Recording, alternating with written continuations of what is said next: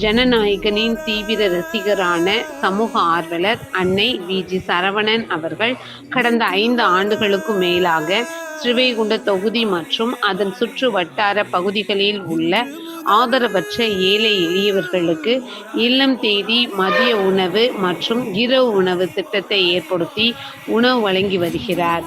இந்நிலையில் தமிழக வெற்றிக் கழகத்தின் ஐம்பெரும் கொள்கை தலைவர்களுள் ஒருவரான சமூக ஆர்வலர் அஞ்சலையம்மாளை கொள்கை தலைவராக அறிவித்ததன் ஏற்பால் தமிழக வெற்றிக் கழகத்துடன் இணைந்து தமிழக வெற்றிக் கழக தலைவர் தளபதி திரு விஜய் அவர்களின் ஆசியுடன் கழக பொதுச் செயலாளர் அண்ணன் ஊசியன் ஆனந்த் அவர்களின் வழிகாட்டுதலின்படியும் 10/3/2026 என்று 1365வது நாளாக ஏரல், உண்டியலூர், ஸ்ரீவைகுண்டம், கோட்டைக்காடு, திருத்தொண்டநல்லூர் மற்றும் கீழமங்கலக்குறிச்சி அதன் சுற்று வட்டார பகுதிகளில் உள்ள ஆதரவற்ற ஏழை எளியவர்களுக்கு தமிழக வெற்றிக் கழகம் தூத்துக்குடி மேற்கு மாவட்டம் ஜனநாயகனின் தீவிர ரசிகர் சமூக ஆர்வலர் அன்னை வி.ஜி. சரவணன் அவர்களின் சார்பில் மதிய உணவாக முட்டையுடன் கூடிய சாம்பார் சாப்பாடு